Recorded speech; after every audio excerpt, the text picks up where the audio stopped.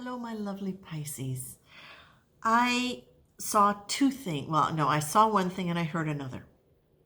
One was you, of course, being a dolphin, breaking through into this freedom and sailing into the air, and then coming back and doing a somersault and then coming back down in just a joyful way. Then what I saw was you in a tank, as a dolphin, you in a tank. And the tank was actually submerged in the ocean. There was no top on it. You could get out, but you didn't realize that.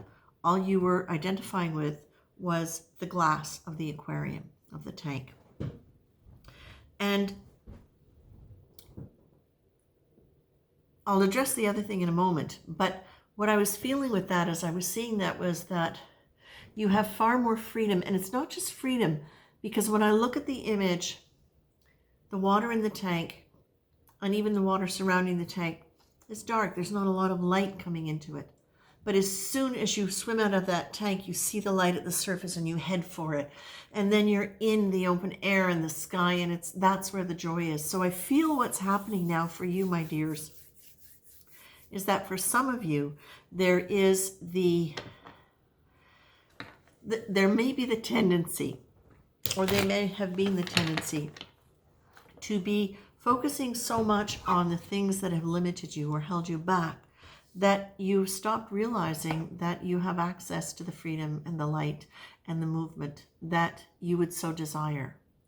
Now, it's interesting too, because Pisces, you're oh God, you're so intelligent and you're so creative both at the same time. It really blows my mind with Pisces, because you can be so intellectually intelligent and on point, and at the same time so able to do creative arts, things that for me wouldn't be an abstract painting. For you it might be something like music where there's mathematics involved, or knitting where it's important to follow patterns. That kind of creativity would just drive me crazy, but it's something that you can really, really enjoy. Obviously, not all of you. But when I'm addressing this is what I'm feeling, is that sometimes in your okay, so thank you so much. So part of this can address your creativity too, in that you can be so focused on the walls of the creativity, the structure of the creativity, that you can kind of lose sight of the fact that you can have a lot more freedom in it. Now, of course, this will not be for everybody. Some of you have really experienced that. But what they're saying is it can be a mindset that you have where you just are kind of looking down or looking forward, going like this, plan, pattern, but you have access to so much more. Many of you have been in service jobs or have done service of some kind in your life, whether you've realized it or not. So it might even be, well, I've worked at a service desk. I've worked serving the community as a volunteer. I have worked serving as a mother to children. It can be many different things. But what you're being asked to really look at is, this is not just about you serving others. This is not just about you doing things to be recognized.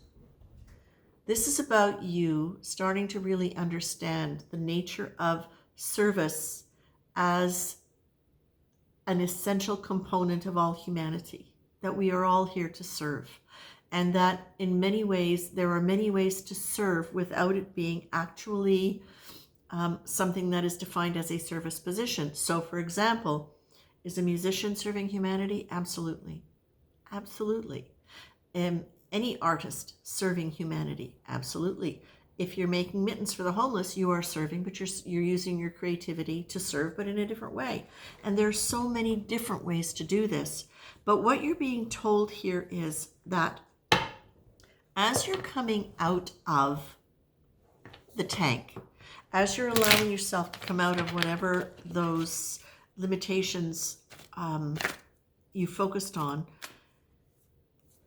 there may be a little bit of disorientation because you're used to having kind of your walls like this, and or your structures, your rules like this, and the structure could just be your ego structure too, Pisces. That as you're kind of coming out of that, as you're realizing that you don't need to be there, the walls just kind of dissolve away, and then you're free to move.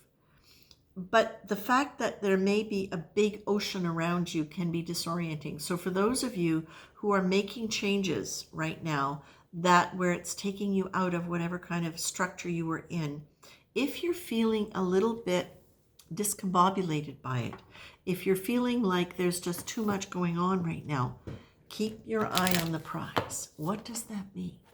That means during periods of change, there can often be chaos. Structure is made of energy, whether it's a mental structure or a physical one. It contains a certain quality of energy. And when that structure starts to change, energy is released. If a lot is released all at once, it can create a chaotic feeling. The energy can create chaos. So what you're being told is that keep your eye on where you want to go. And it harnesses that chaos for your movement. If you don't know where you want to go, just keep your eye on God. Keep your eye on the divine. Keep your eye on what you believe is to be sacred. It may simply be, it may be just understanding the fact that your intention guides the energy around you. And in that way, it might be you acknowledging the fact that there is a unified field of all possibility, and you are going to let that guide you along the best possible route and trust that it is. It might be that. It might be reminding yourself, especially if you're in a state of chaos and emotional struggle,